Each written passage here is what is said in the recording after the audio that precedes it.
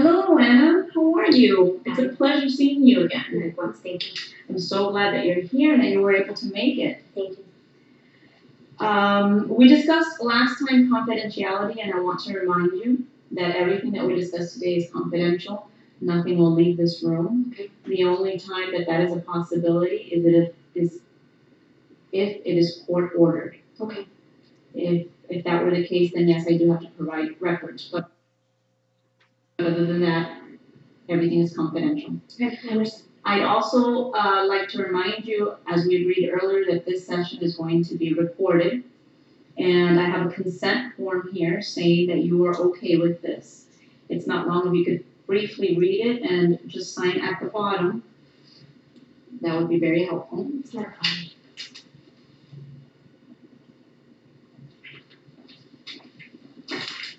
Thank you. So tell me, what brings you here? How are you doing? I'm okay, but I'm a little upset.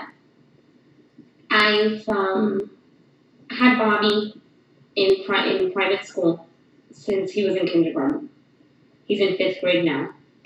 And I just find out that he's got dyslexia. So I've spent thousands of dollars in tours. And now, after so many years in school, is when they tell me that he's been diagnosed with dyslexia. So I'm upset. I don't know what to do from this. I don't know what to do. I don't know what treatments I should be seeking. So that's why I'm here to see if you can guide me on what's going on, because we're all very upset in my family. I can definitely see that you're upset.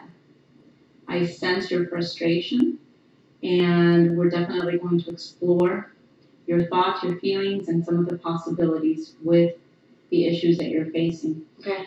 Before we get into that, I'd like to discuss the dynamics of your family and your relationships a little bit more. I had you fill out a lifestyle assessment, and I have reviewed that, but I'd like to discuss some of the things that I learned from you in that lifestyle assessment. It was a lengthy assessment, and I don't think we need to review it step by step right at this moment. I do have that information, and I have reviewed that by myself, but I'd like to just talk a little bit about yourself and your family. You've told me that you are a stay-at-home mother, is that correct? Could you tell me a little bit more about your husband? My husband is a cardiologist.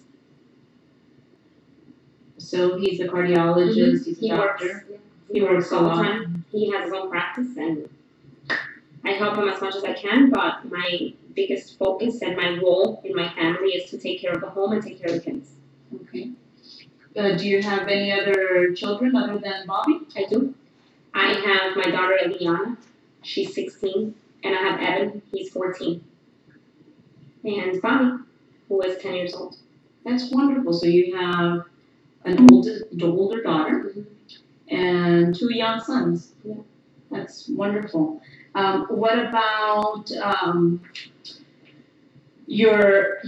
who lives in the house? Do you have a grandparent that lives, or it's just the 5 of you Yeah, living? my mother comes every so often from Costa Rica, and she spends maybe 2 months with us, and then she goes back. But it's essentially the 5 of you at Yes. home. Tell me how the relationship is between the 3 siblings. How does Bobby get along with his older brother and his older sisters? He's close to his brother. They fight a lot, which I feel is natural. Nothing that I thought that it's unnatural. His sister, because of the age gap, and she's going through her teenage, phase. They don't really have much in common, but he gets along with his brother here and there. They play. There's certain things they do together, but they really all have separate friends and their own things going on. What are the things that they do on their own individually? Well, Eliana does ballet, and she's in a company, so she does that 5 days a week. So I spend a lot of time with that.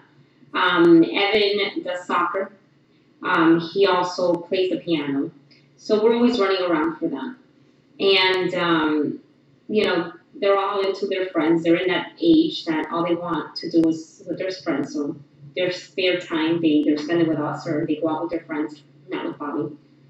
And Bobby, I don't have him in any type of activity now because we've been putting him in tutoring to try to make him read a little better, but that hasn't been helping. So that's really That's very exciting that your daughter does ballet. I have a daughter that also does ballet. Oh, great. And you said that your middle child participates in soccer, Yeah. which I think is an excellent sport. It's always good to have the children involved in extracurricular activities. Now, Bobby, you do not have him in a sport? He wants to do football. He's been asking for a while. It's just very hard because of the time conflict of the other kids' sport and his tutoring. I've been really focusing on the tutoring. So I just left that. Eventually I'll come around and put him in football, but how long have you been doing the tutoring with I've been doing tutoring on and off since he was in kindergarten. Really? I mean, he just has had a hard time reading. He reads a couple of words and, he can get by in school, but that's what he's been doing. He's been getting by. So right away, or very early on, you recognized that yes. there might be an issue with Bobby and yes. academics. Yes, and I brought it to the attention of the teachers. I brought it to the attention of the counselor. They've advised me on the tutoring. I've gone through several tutors, several different companies. At no time did they ever tell me that there might be a possibility of something else going on until now. That by me reading, somebody recommended me and I brought him to do the assessment. Okay. How does your husband feel about what's been happening with Bobby and about his issues in kindergarten? Honestly, as I had said, my husband is very busy with his clinic and he's a wonderful father. And I don't want this to come around wrong, but he really concentrates in his practice. And when he gets home, he doesn't really have time to sit down with Bobby. So I'm the one that really does this. He just leaves that up to me. He doesn't find any importance in it. Okay. Does he spend any time with Bobby? He does, absolutely. On the weekends, we do things, but a lot of time he spends it in, worrying about work or doing the paperwork for work. Again, I don't want him to think that he's not a good dad or a good husband, but I'm responsible for Bobby. Okay. My husband feels that it's nothing important. Okay. He thinks he'll grow out of it or that it's, dyslexia is, there's nothing to worry about. Well, I'd like to clarify that dyslexia is a learning disability, and it can be difficult for persons with dyslexia to read, write, and spell, and speak sometimes. It is not something that he's going to grow out of, but there are certainly many ways that we can help him function academically and in his life and in his adult life. So I'd like to put you at ease now that there will be something that you can do for Bobby more than what you've been doing so far, which is excellent up until this moment. Now, you've mentioned that Bobby likes the football, and I'd like to focus a little bit on that. I know that you said that you don't have a lot of time because your oldest daughter is in ballet and your middle child is in soccer, but if he likes it, then maybe we should explore some of the possibilities with at least football. Is there anything else that Bobby enjoys other than football? He likes to sing. Okay. Does he do that on his own? Is he in any sort of club? No, we do. We have a karaoke machine at home, and he plays around with it, and he does good. He does good. Do you ever do that as a family, or does he normally do that on his own? We used to. When we first got the machine, of course, we did it as a family and we enjoyed it. Now, he plays around with it. Nobody else touches it. Okay. And how do you see Bobby at home when he's playing with the karaoke machine, or even when he's on his own in his own time? What is his attitude like? How do you perceive that he feels? Lately, I gotta say that he's been a little distant. Okay. And quiet, okay, and lonely, and I've been a little concerned about that as well. And that was one of the things that prompted me to get him evaluated. He used to be a lot more outgoing, and he's not anymore. Has he expressed any feelings of sadness, or is he just a little bit quiet? I don't know. I ask him, how are you doing? How's school? And he always tells me fine, fine. So at first I just kind of let it go. Maybe it's just age, hormones But I am starting to get concerned because he has had a big attitude change. His grades are not the best. And, I am seeing that he's being affected. Is he able to shine at home with anything? Is he able to discuss with the family how well anything in his life is going? Not too much. Not at this time.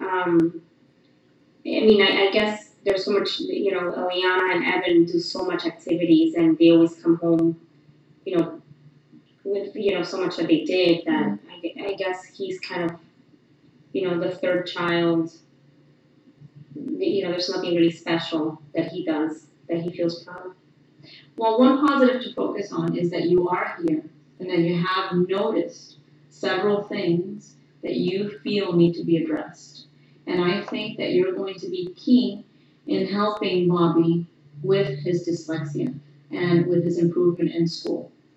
We are going to try to offer all of your family some education into what dyslexia is and how we can better the symptoms and how we can be successful even if we have dyslexia at home. And it's going to require that you be educated and that you educate your family. I think we're also going to have to give Bobby some opportunities to shine. And I know it's difficult, but you sound like you have an excellent family and the dynamics are very nice. And it sounds like everyone loves each other very much and gets along very well. It's just a matter of pulling those resources in and trying to see how we can use them. I'd love to see if we can find a way to get him involved in some sort of sport, such as football, or even something that involves singing. If you don't have the time this year to maybe put him in an activity at school, maybe we can just establish Saturday family karaoke night and give him an opportunity to shine and to show his talents. How does that feel to you? That sounds great. That's a good first step and an attainable step in getting this situation handled. Yes, the way I see it is that Bobby just needs to explore some of his talents. That really makes me feel at ease. Okay. Next time we'll focus on maybe some breathing exercises and some activities that some of the other members could be involved in. But I think we've had an excellent session today, and I look forward to seeing you in another 2 weeks. Okay. And in the meantime, if there are any concerns, you have my office number, you have my cell number and my email. Feel free to call me or email me at any time, and I'm glad to be able to help you. Thank you, Dr. Pedrosa. Thank you, Anna.